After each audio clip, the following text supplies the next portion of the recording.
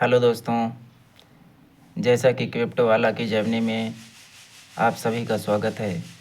इससे पहले हमने कुछ शब्दों को सीखा था, बाइंग और सेलिंग के बारे में जाना था कि जब हम बाइंग और सेलिंग के आर्डर सेक्शन में जाते हैं तो हमें कुछ 3 शब्द देखने को मिलते हैं कि मार्केट आर्डर क्या होता है।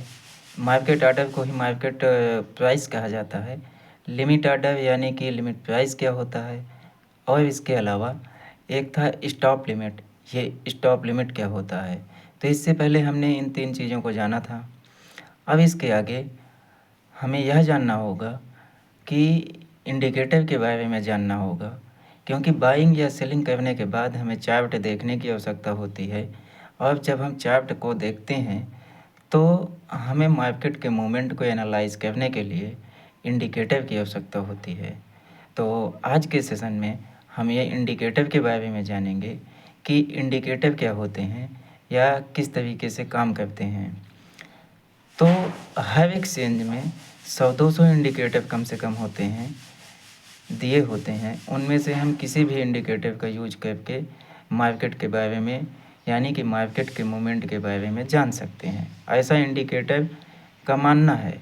लेकिन इसका मतलब यह नहीं है कि हम सभी इंडिकेटर का यूज करेंगे।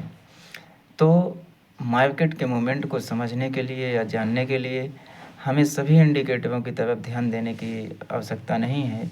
उसमें से कुछ मुख्य इम्पोर्टेंट इंडिकेटर होते हैं जिनके बारे में हमें सीखना है या पढ़ना है या जानना है। तो इस तरीके से बहुत सी इंडिकेटरों के बीच में मैंने केवल 5 इंडिकेटर सेलेक्ट किए हैं जिनके बारे में हम सीखेंगे या जानेंगे। तो जैसा कि इंडिकेटर शब्द का नाम है इंडिकेटर, इंडिकेटर शब्द 2 शब्दों से मिलकर के बना है। एक तो होता है इंडिकेट। इंडिकेट का मतलब होता है उस काम को करने वाला, इंडिकेट करने वाला। इंडिकेटर शब्द जो है यह बताता है कि किसी चीज़ को इंडिकेट करने वाला यानी कि इंगित करने वाला या प्रदर्शित करने वाला, यानी कि मार्केट के मूवमेंट को दिखाने वाला जो होता है उसे ही हम इंडिकेटर कहते हैं। तो इस तरीके से इंडिकेटर के बारे में हम 5 इंडिकेटर के बारे में सीखेंगे, जिसमें से आज हम सबसे पहले यह जानेंगे ईएमए के बारे में। ईएमए क्या होता है, ईएमए क्या होता है, यानी कि ईएमए का फुल फॉर्म होता है मूविंग एवरेज। मूविंग एवरेज क्या है? मूविंग एवरेज पहले के समय में था, अब इसी बात को थोड़ा सा डिफाइन कर दिया गया है, तो ईएमए से ईएमए बना दिया गया है। तो मूविंग एवरेज है। ईएमए के बाद आता है ईएमए। ईएमए का मतलब होता है एक्सपोनेंशियल मूविंग एवरेज। तो इस तरीके से मूविंग एवरेज क्या करता है कि एक सिंपल लाइन ड्रा करता है, लेकिन एक्सपोनेंशियल मूविंग एवरेज जो होता है वह करंट मार्केट को एनालाइज करता है। तो इस तरीके से यमे या ईएमए या ईएमए हम दोनों में से किसी का भी यूज कर सकते हैं मार्केट के डायरेक्शन को समझने के लिए। सपोज दैट अगर हम ईएमए लगाते हैं तो ईएमए लगाने के लिए अलग अलग तरीके से नंबर सेट किए जाते हैं कि आप किस ईएमए को ट्रेड करना चाहते हैं।